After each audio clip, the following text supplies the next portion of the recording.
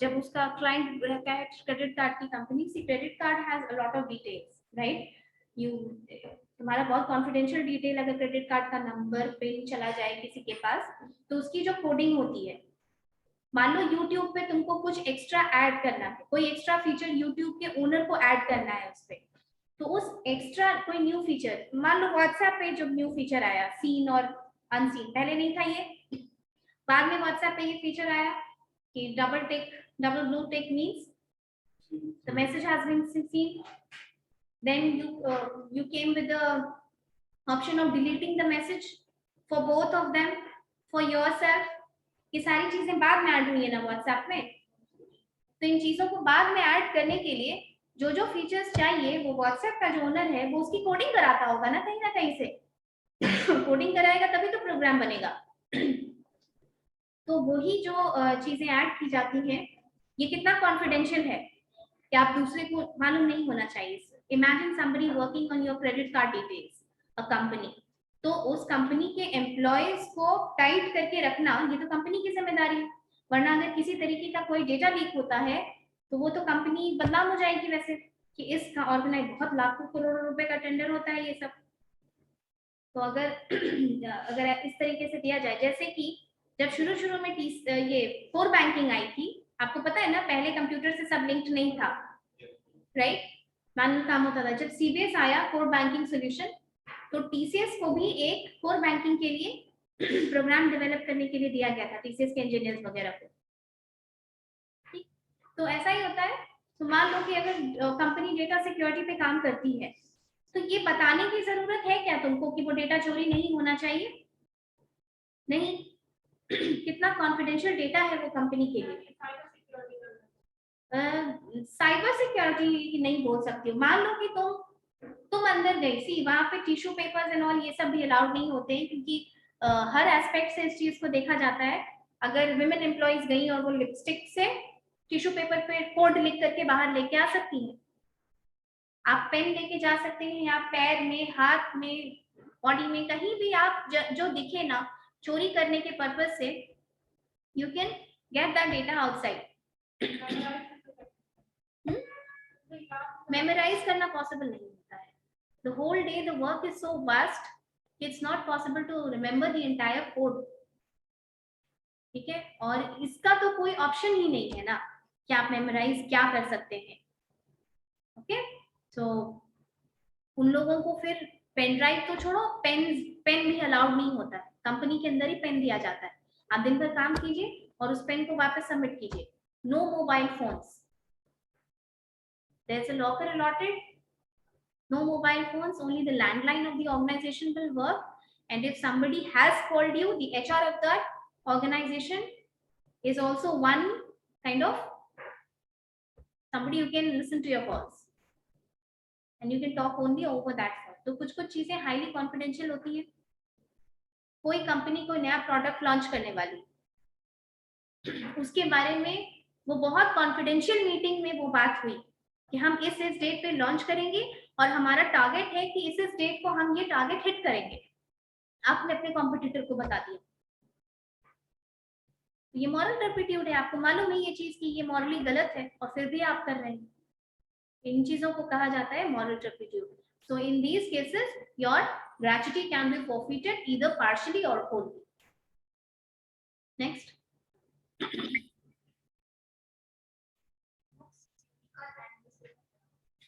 it's the same thing. These allowances, it's easy to read allowances because as soon as you see the name of allowance, you'll come to know what is the purpose of it. Books, periodicals, and newspaper allowances are the allowances which are given to you in your salary for buying these things. Periodical is the magazine. For example, periodical मतलब after a certain period जब वो magazine आती है तब उसको कहते हैं periodical. कोई मैगजीन आती है वो हर मंथ आती है, कोई 6 महीने पे आती है, कोई साल भर पे आती है, तो इसलिए। And anyone else, online students?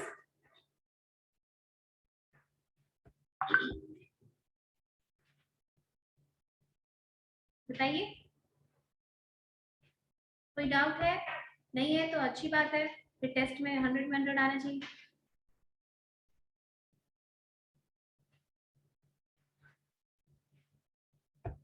आप देख लीजिए, कुछ अगर नहीं समझ आ रहा है तो बताइए, कोई टॉपिक या पूरा टॉपिक या कोई पार्ट।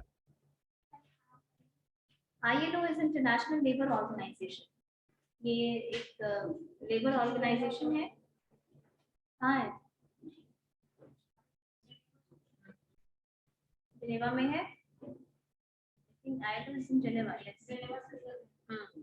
जिनेवा स्विट्जरलैंड में है ये, and this directs various labor policies and through its conventions and recommendations. तो उसकी चीजें इंडिया जो वो सजेस्ट करते हैं, जैसे सोशल सिक्योरिटी उन्होंने बताया था, उसको आपको मानना है तो आपको फिर उसको इम्प्लीमेंट करना होता है।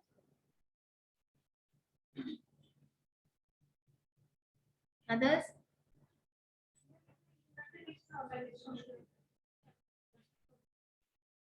फिर से बोलो। No, this is different. UNO is different. UNO क्यों बना था?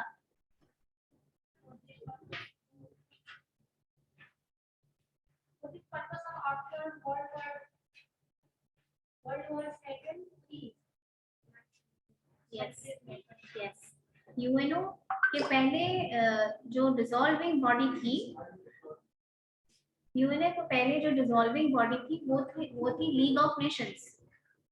ठीक है, लीग ऑफ नेशंस बनाया गया था इसलिए ताकि सेकेंड वर्ल्ड वॉर नहीं हो। तो सेकेंड वर्ल्ड वॉर तो हो गया, फिर वो डिसॉल्व हो गया, तो अभी यूएनओ बना है इसलिए ताकि थर्ड वर्ल्ड वॉर नहीं।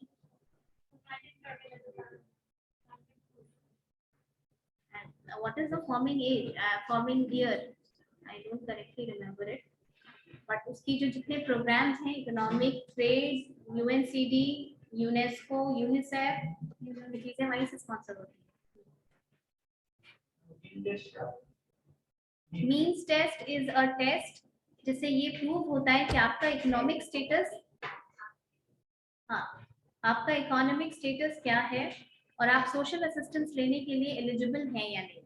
क्योंकि अनलाइक सोशल इंश्योरेंस जो कि एम्प्लॉयड लोगों को मिलता है, सोशल असिस्टेंस आपको नहीं दिया जाता। आप अगर ऑर्गेनाइजेशन में है तो आपकी सैलरी जो भी है, फैसिलिटीज आपको मिलेंगी, ग्रेच्युटी की और पीएफ की, ईएसआई की, लेकिन सोशल असिस्टेंस सबके लिए नहीं होता है, वो काफी पुअर सेक्शन को टारगेट किया जाता है।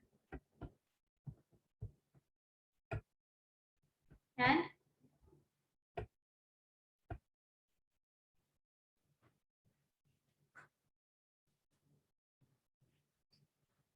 और बताइए, पे आउट और रिपोर्टिंग, पीछे का तीनों प्रोसेस बताओ। प्री पेरोल, पेरोल और पोस्ट पेरोल। शॉर्ट में तुम बताओ पहले क्या होता है वो तीनों। एम्प्लॉयज का डाटा कलेक्शन होता है, फिर और कंपनी की पॉलिसीज के अनुसार data.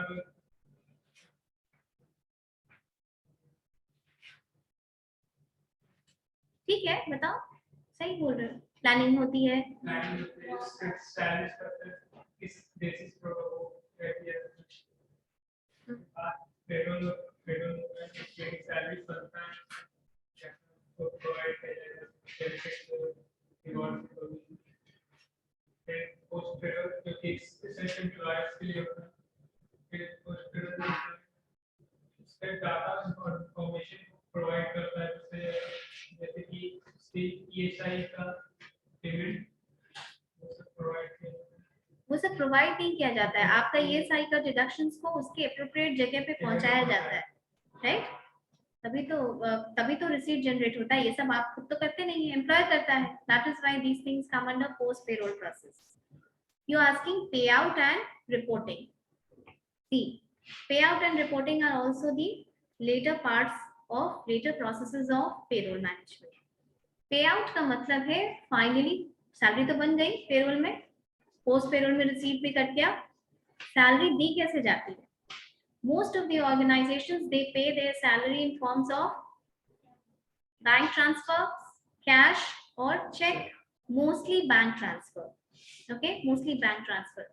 So in order to transfer the salary through bank, I explain you through Simage example only कि if this organization, consider this as an organization, they are paying its faculties, okay?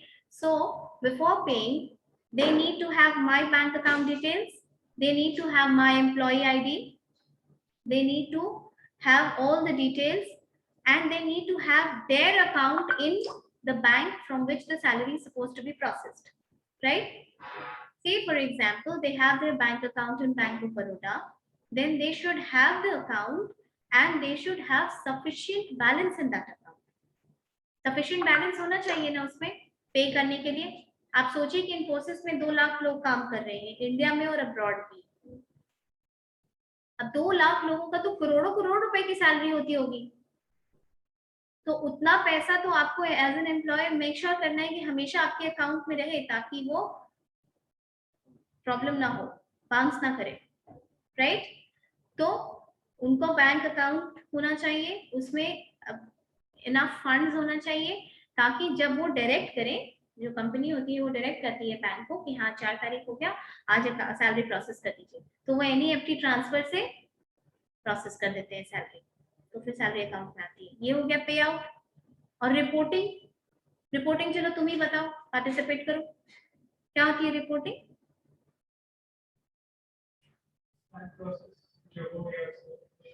Process की नहीं, process की reporting क्या है? पे out का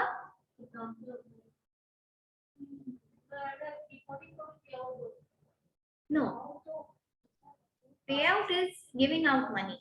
Reporting is what? You are, I told you, you are all students of accounts. You very well understand what is the importance of books of accounts. Any cost incurred by the company is straight away reported in the books of accounts, no matter how small the cost is. Now, you all agree with me that salary is a very significant operating cost for the organization. बहुत बड़ा पैसा होता है ये cost में, ठीक है? जब देखिए, जब कोविड का टाइम था तो क्या क्या प्रॉब्लम हो रही थी ऑर्गेनाइजेशन को?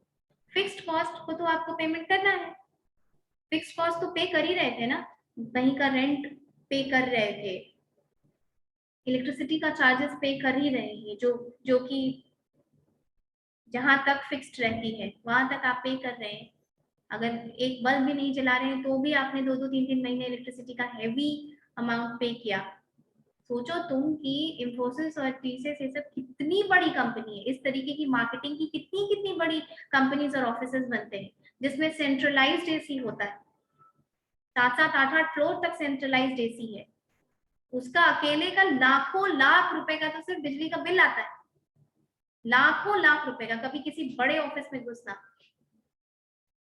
you'll feel this. पटना में एज सच कोई बड़ा ऑफिस नहीं है, बड़ा इस तरीके का कोलकाता वगैरह के हेडक्वार्टर में जाके देखो, ठीक है? कितना बड़ा ऑफिस है, 7-7, 8-8 फ्लोर का ऑफिस है, सब जगह सेंट्रलाइज्ड एसी है, तो इन चीजों का तो कॉस्ट चला गया. फिक्स्ड कॉस्ट को तो आप इधर उधर कर नहीं सकते, वो देना है आपको. कहाँ कट करेंगे? वेरिएबल कॉस्ट पे. सैलरी वो कॉस्ट थी जिसपे उन्होंने कट करना शुरू किया, ताकि कम कॉस्ट, रेवेन्यू तो जनरेट नहीं हो रहा है तो कॉस्ट कम करें. You getting my point? Now coming back to the point, कि आप स्टूडेंट हैं कॉमर्स के, you all understand कि what is the importance of noting down every expense incurred on books of accounts. Salary being a major and significant operating cost has to be mentioned in the books of accounts. Why? क्या होगा salary को books of accounts में डालने से? एक एक point बताओ चलो सब लोग, ये बहुत इजी है और हम एक्सप्लेन भी कर चुके हैं. यू चल, she didn't get the question. Salary को बुक्स ऑफ अकाउंट में जब नोट डाउन किया जाता है, व्हाई, क्या क्या आप एक एम्प्लॉयर की तरह सोचिए कि आपका, wait I have not asked you, I will ask one point from everyone, okay? कि बुक्स ऑफ अकाउंट्स में, अकाउंट्स बुक में जब सैलरी इतना करोड़ों रुपए का तुम्हारा बिल बन रहा है, उसको नोट डाउन करने के लिए उससे उसका क्या पर्पस है, क्या फायदा हो सकता है, और क्यों पेरोल मैनेजमेंट को वो जरूरी है?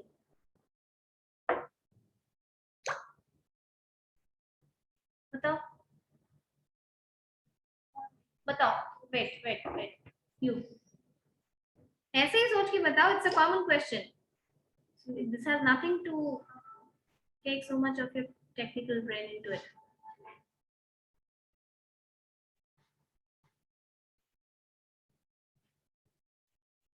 Anjali, you tell me. 1 point, just 1 point.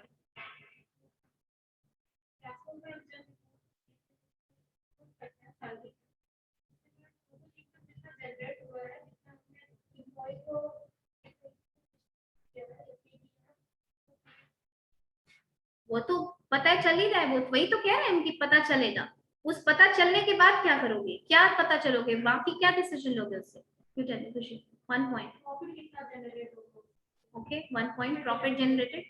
You 1 point just for no.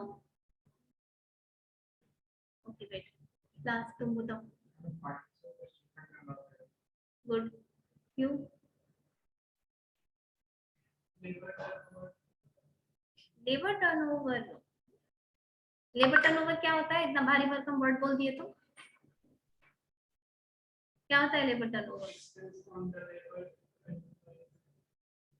I knew it, तुमको आइडिया नहीं है। लेबर टर्नओवर का मतलब होता है number of employees who left the company in a particular period of time is known as labor turnover. ये formula से निकाला जाता है, ठीक है। लेबर टर्नओवर का मतलब अगर हम बोलें कि 2 साल में इस कंपनी का लेबर टर्नओवर क्या रहा, तब आप बताएंगे कि इतने एम्प्लॉइज छोड़ के गए, लेकिन टाइम स्पेसिफाई करेंगे। अब बताओ।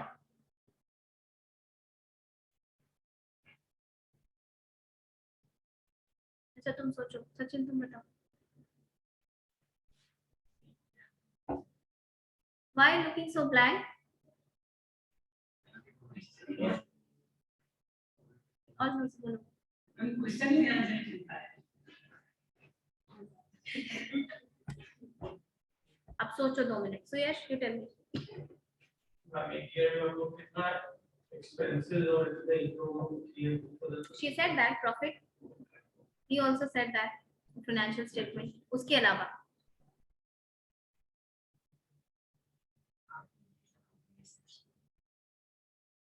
हाँ, to an extent yes.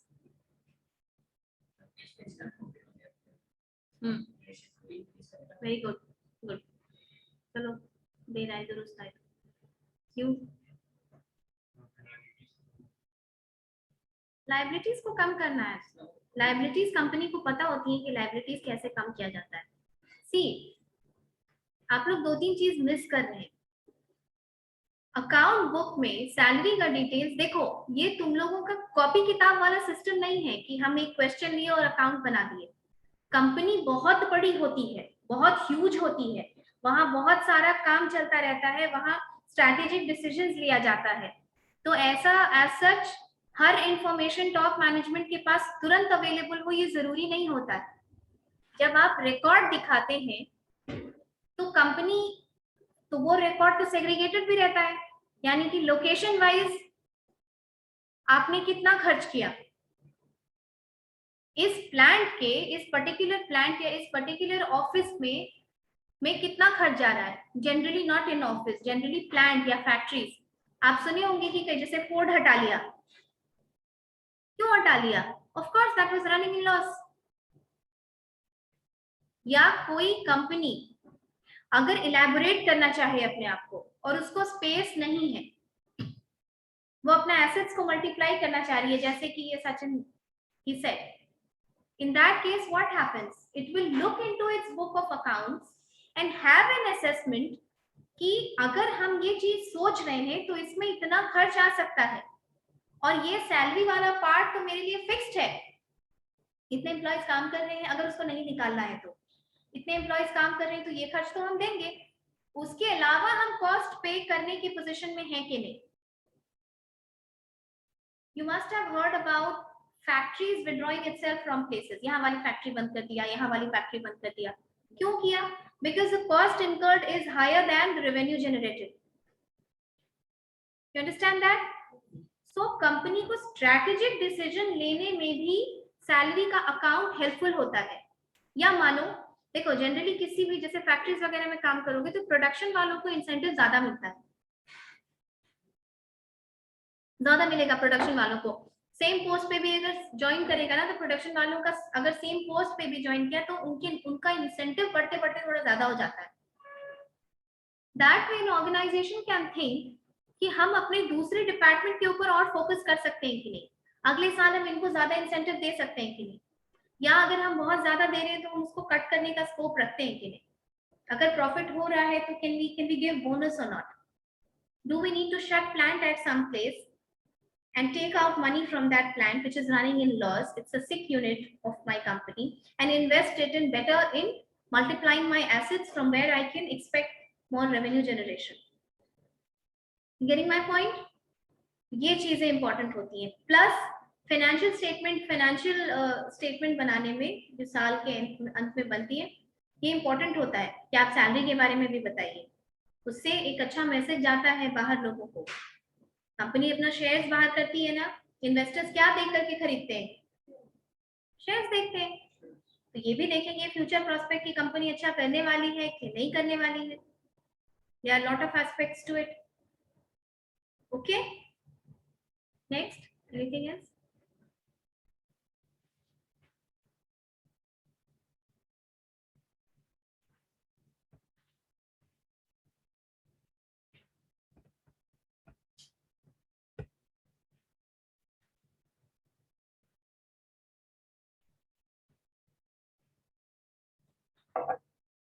What is your name?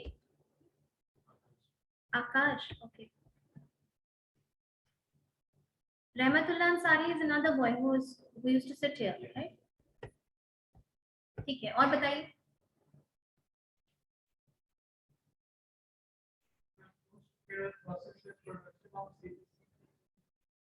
हाँ, पोस्ट पेरोल प्रोसेस में तुम एक किसी पर्टिकुलर पोस्ट को कितना सीटीसी दे रहे हो तो उसका कॉस्ट टू कंपनी का लिस्ट तो लेटर्स जेनरेट करोगे ना कि सीटीसी हम किसी पोस्ट को कितना दे रहे हैं। तो डिटेल राइटिंग रिकॉर्ड वाला जितना काम होता है वो सब पोस्ट पेरोल में होता है। डॉक्यूमेंटेशन जितना जो रहता है रिकॉर्ड कि हम कंपनी कितना खर्च कर रहे हैं, क्या कर रहे हैं, ये सब उसमें रहता है। उसके अलावा भी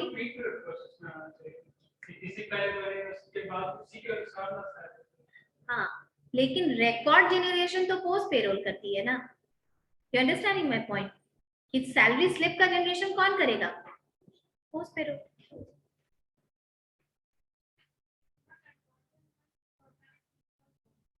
फ्यूचर, हाँ, तो ये सेम चीज जो अभी हम एक्सप्लेन किए, आप अगर पेरोल के हिसाब से जानेंगे कि हमारे इतने इतने वेंचर में इतना पैसा देना जरूरी हो जाता है, then you will have an overview beforehand before you dig into some new ventures। आपने देखा है कि अभी बिजनेस कितना कॉम्प्लेक्स होता जा रहा है और कितना ज्यादा डाइवर्सिफाई कर रही है।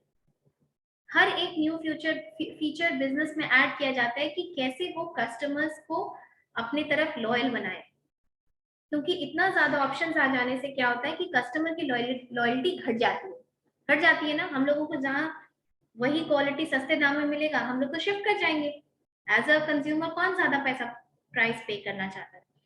ये seen all of these things कि आप एक ड्रेस खरीदिए रिलायंस ट्रेंड से and they will just keep stocking you through your birthdays, through your anniversaries, they'll give you coupons, this, that, somehow they just want you to go and buy again.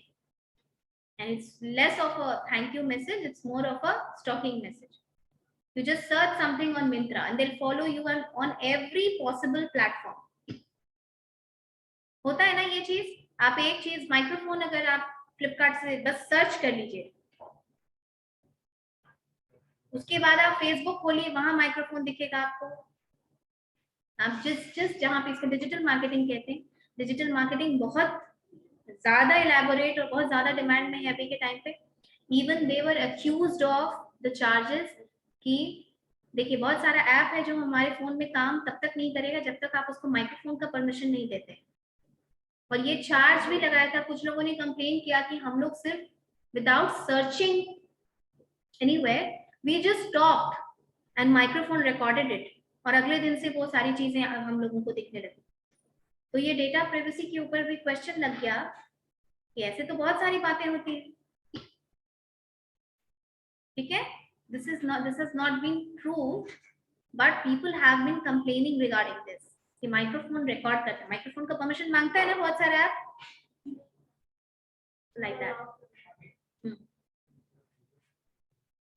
Okay, so even if WhatsApp says it's not recording your chat, it does record. It does have your chat details.